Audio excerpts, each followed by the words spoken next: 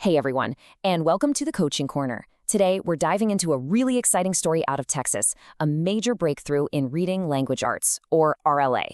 We're going to be talking all about the Bluebonnet framework, and trust me, the results are so good, they're changing the entire conversation. If you're a K-5 literacy coach, you are definitely going to want to lean in for this one. You know, this quote really nails it. We're not just talking about a little bump in test scores here. We're talking about a complete operational transformation that just blew past every single expectation. It's the kind of story that makes you rethink what's possible. So let's get into it.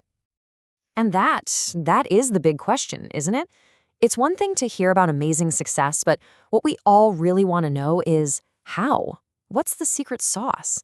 Well, today, we're going to pull back the curtain and look at the blueprint. Okay, so first things first, a Bluebonnet breakthrough. Before we jump into all the winning strategies and the nitty-gritty, we've got to set the stage. We need to understand the landscape they were dealing with and why a change was so desperately needed. I mean, we all know this, right? A strong foundation in reading and language arts is literally the key that unlocks everything else for a student. But, and it's a big but, building a program that truly works for every single kid, from the one who's struggling to the one who's flying ahead, that is a huge, huge challenge. And that's exactly the problem this Bluebonnet framework was designed to solve. All right, so we've got the problem defined. Now let's talk about the solution. It's time to introduce the star of our show today, the Bluebonnet RLA framework itself. So what exactly is the Bluebonnet RLA framework? The most important thing to get is that it's way more than just a new set of books or lesson plans.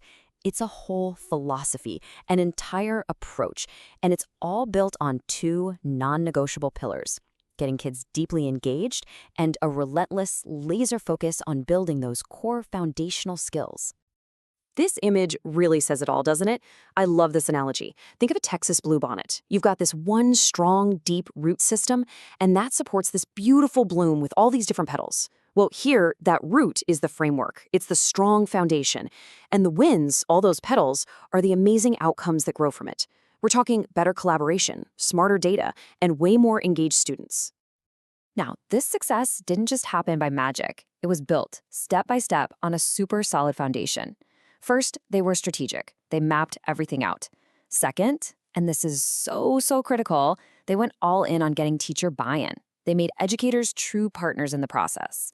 And third, they were obsessed with data from day one, which let them see those positive changes happening in almost real time. Okay, we've seen the setup, we know the philosophy, now let's get to the good stuff. What were the actual on-the-ground strategies that made this whole thing work so incredibly well? Let's dive deep. Let's kick things off with the big one, the whole reason we do this: reading comprehension. You know, it's great if a student can read the words on the page, but do they get it? Do they understand what it all means? Let's see how Bluebonnet tackled this head-on. So instead of the same old question and answer routine, the framework pushed for strategies that got kids thinking, like making text-to-text or text-to-world connections. And the results? They were almost immediate. Yeah, comprehension scores went up, but more importantly, students were actually into the texts. They were building real analytical skills, not just spitting back facts.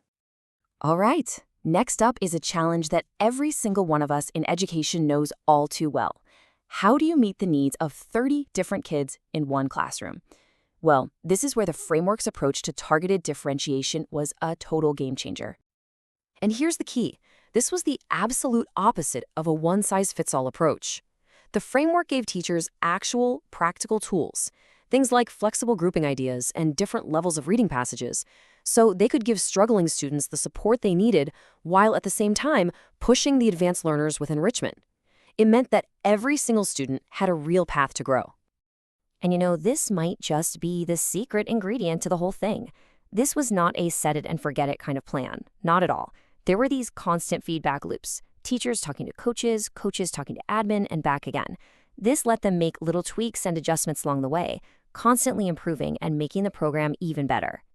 But what's really amazing is that these wins didn't just stay in the RLA block. No, they started to create this incredible ripple effect that spread way beyond the classroom walls and started to change the entire system. And this is that ripple effect in action. Think about it. When students become strong, confident readers, that confidence spills over into math, into science, into everything. Teachers, feeling supported and successful, started collaborating more. The entire school culture just felt better. And it's no surprise that when literacy improves, you see higher achievement across the board. So, after hearing all this, you're probably wondering, okay, that's great for them, but what about me? What can I do? Well, let's boil all this down into a simple blueprint. Some clear, actionable things you can take back to your own school.